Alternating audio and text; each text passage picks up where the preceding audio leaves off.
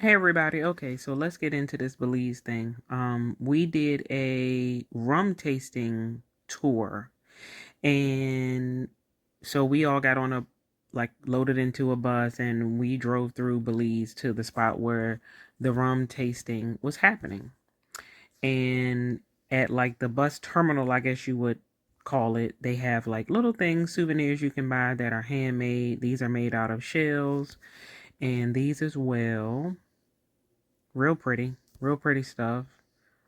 It really reasonably priced. I would tell anybody bring cash. Like some of these vendors don't have the ability to use your swipe your cards, and if they do, it's probably some machine that is wireless, and if the connection is bad, you're gonna be SOL for your souvenir. So just try to remember to have some cash.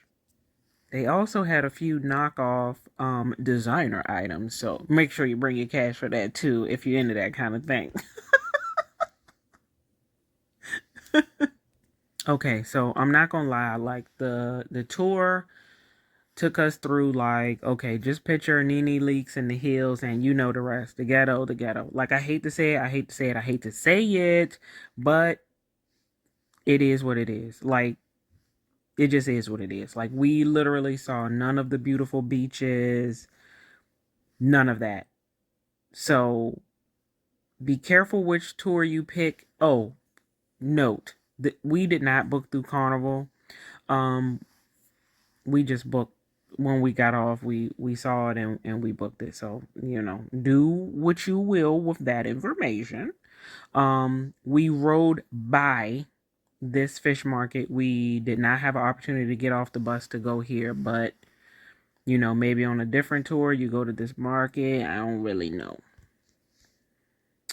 This guy riding by, again, like you get to see people living their everyday lives on this type of tour.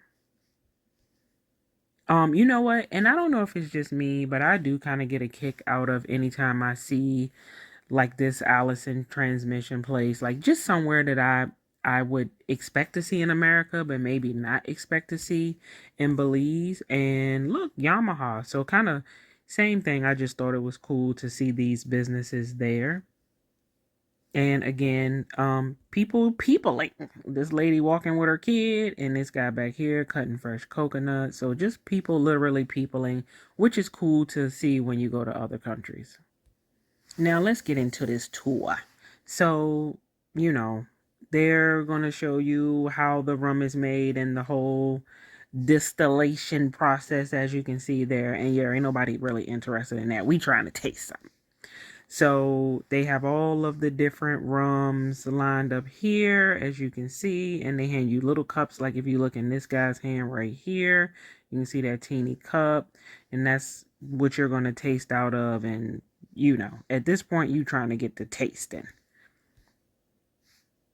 Just a view of the room itself. You can see all the bottles line the walls.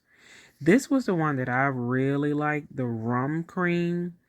Um, Very similar to eggnog. Very. After the rum cream, and purely just because it was so hot, I did get one of these green frozen slushy drinks, and if I recall correctly, it just tastes like alcohol. It just had some kind of white rum in it, and most importantly, it was frozen, so I really didn't care at that point. But overall, it was a really good tour. We got to see a lot of, just how people live and whatnot in Belize. And I would highly recommend a rum tour to anybody in Belize. Just keep in mind, as I said earlier, if you're really interested in the beach, book an excursion that will take you to the beach and not a rum tour, because it is a high probability that you won't see the beach at all. And so just keep that in mind. But other than that, I would highly recommend a rum tour. Take care, everybody.